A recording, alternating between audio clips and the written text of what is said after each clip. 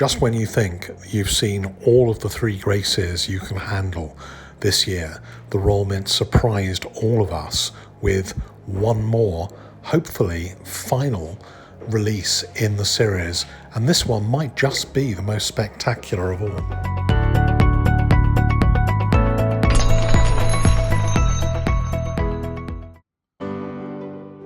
They call it the silly season in August when there's no real news and nothing interesting to show. But I think today there's nothing silly whatsoever about the coin that I'm going to show you here in an exclusive unboxing. I don't think you're likely to see very many of these coins, so please hang around right to the very end and take a look at this coin in all its glory. Just to recap a little bit, the Royal Mint started us off with the Great Engravers series, a special series of coins showcasing the talents of some of our greatest historical engravers, although all the coins so far, all two of them, to have focused on William Wyon, and it's likely the third one later on in this year will also focus on Wyon's amazing talent. I guess the idea at the Mint was to both showcase the talent of the current Royal Mint manufacturing and production staff to recreate something which has the same ethos as the most highly valued and traditional Royal Mint coins, like the Una and the Lion, and now the Three Graces, and soon to be later on in the year the Gothic Crown,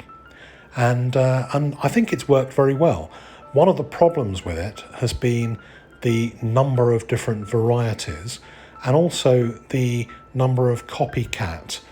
coins that have been released by East India Company and others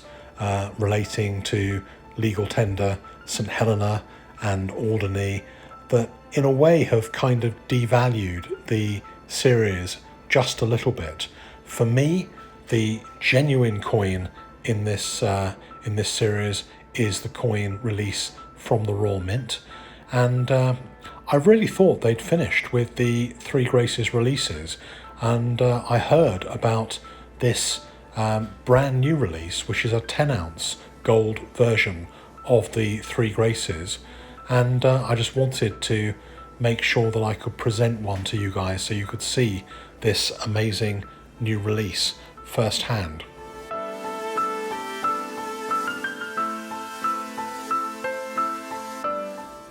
The 10-ounce format is something the Royal Mint tried fairly recently in silver, and they seem to be also doing it for certain releases only as a gold release. And I think in many ways, though this is superbly and supremely expensive as a coin, it's actually a really nice size in terms of its presentation. So just to recap, they started off with the 2-ounce gold coin, the 5-ounce gold coin, and the 1 kilo gold coins, and they now have produced another edition of 10-ounce gold coins. There are only 50 of these that have been minted. I understand that a lot of these coins have gone to a particular dealer, a particular reseller who worked with the Mint on the production of this coin, and the Mint themselves were just left with a few which they sold to particular customers who are members of their Mint Mark club or scheme, which applies to high value coins. Presentation of it is basically the same as the other coins they've had. They've got this brochure which details the Three Graces and the work of William Wyon, and then you've got the coin itself presented in one of the standard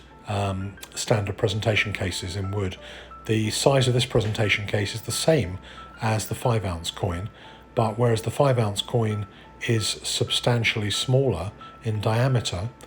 this one has a load more presence. And it's nice because sometimes they choose to make these coins pied-fort, so they keep the diameter the same and then double the depth. For this one, they've actually made it a really, really nice diameter, so it has tons of presence and a great design. So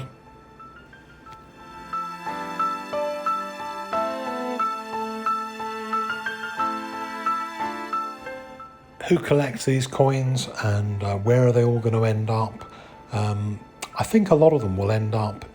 on the Asian market, either in China or Japan. There seems to be a lot of collectors of modern British coins in that part of the world, and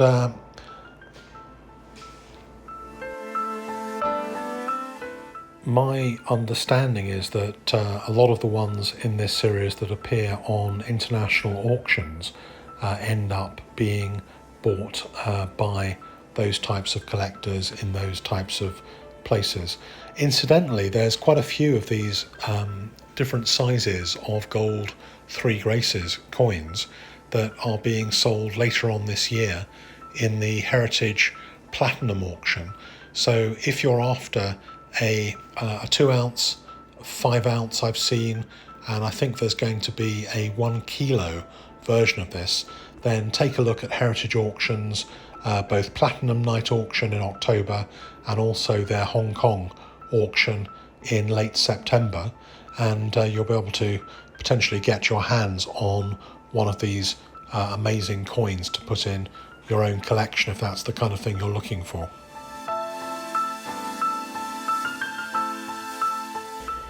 The next coin in the Great Engravers series, as I've said, is pretty much a certainty at the moment to be the Gothic Crown. And the big question is, what different sizes and varieties are they going to be from the Royal Mint? You can already see on the market some of the early assumed designs which are legal tender in Alderney, and I guess there will also be St Helena types on the market as well. But the one that everybody is really going to be trying to get hold of is the Royal Mint design. The choice of a brand new modern version of the 1847 Victorian Gothic Crown is a great idea, and I think there's going to be a lot of collectors who are after one of those kind of coins later on in the year or early next year, whenever it appears. And of course, there's still some debate as to the presentation format of the Gothic Crown coin. I always wondered whether they would actually do a new one because of the difficulty of reproducing both sides of the original and then also getting the portrait of the Queen just right. So it's not entirely known for sure what format it will take, but my guess is that each side will be on a separate coin, and it will be a 2-coin set. Of course, if you are thinking about saving some money and going after one of those coins, you'll probably need to double up, as the overall cost will be at least twice as high as you may have budgeted for originally.